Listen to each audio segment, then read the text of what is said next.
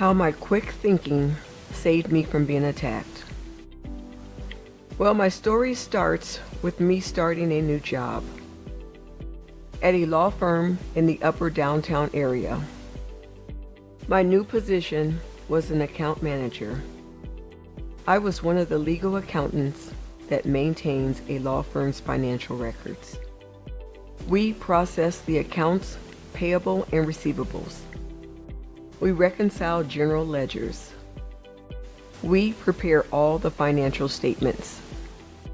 We work with income statements, tax returns, balance sheets, and disbursements records.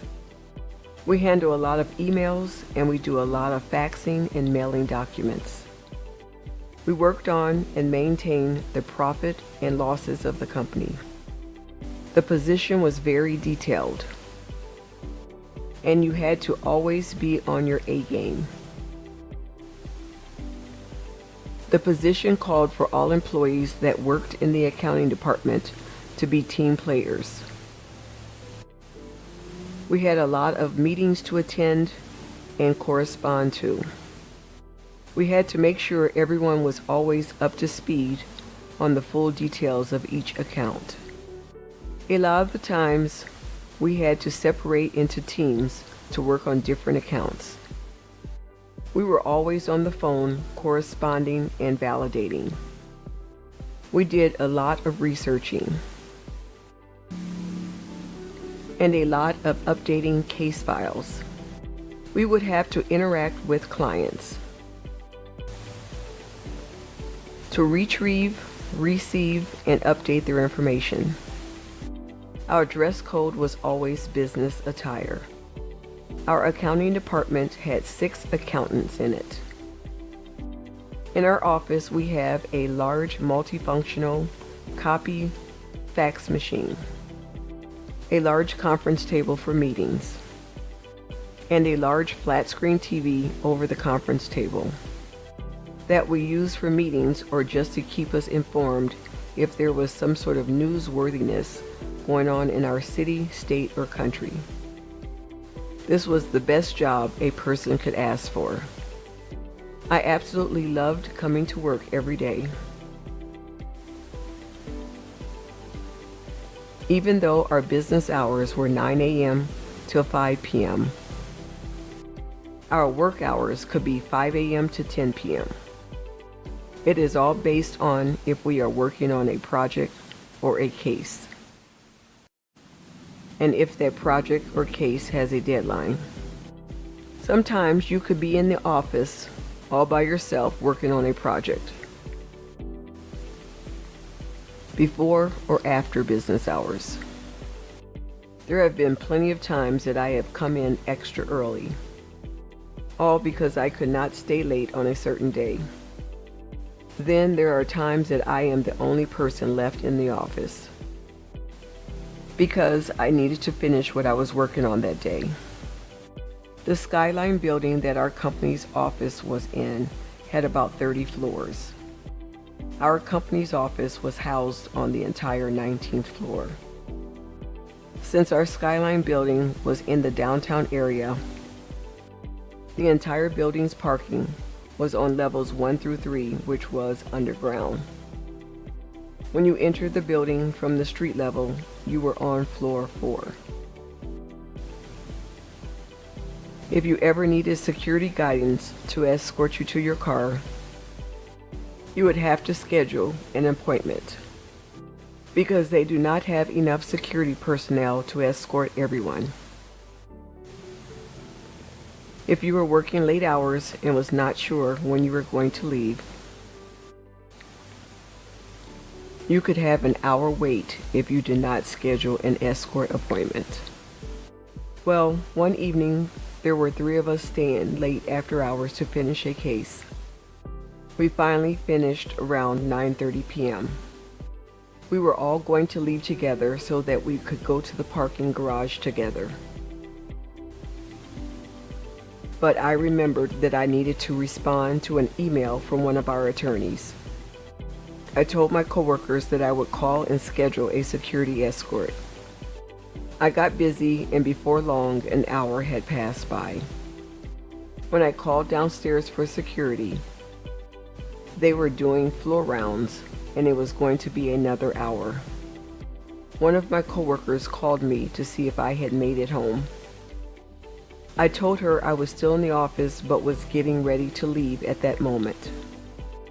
I talked to her as I was setting the alarm and locking up the office. As I was walking to the elevator, I told my coworker that I would call her back as soon as I got in my car, because I did not like talking on the phone and being distracted as I am walking to my car.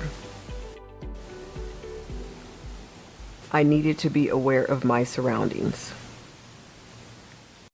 So I hung up from her and I got onto the elevator. I got off the elevator onto garage level 1, which is where my car was parked. When you step off the elevator, you have a small hall, then the security door that goes through to the actual garage. You must have an access card to scan to get into our secured building. This way, only a person with an access card can get into the building from the garage.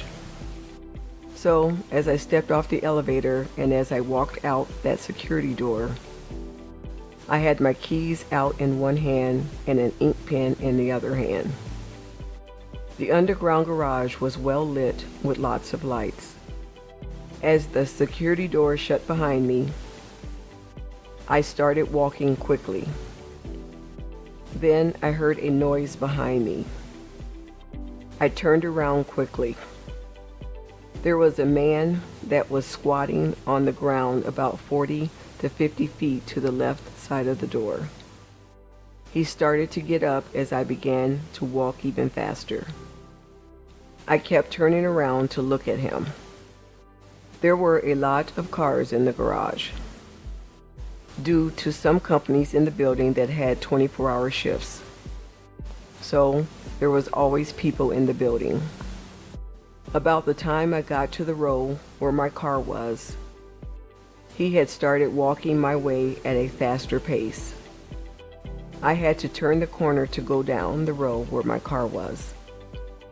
I started running, and as I was almost to my car, I pressed my remote to open my car doors. I grabbed my driver's side car door quickly,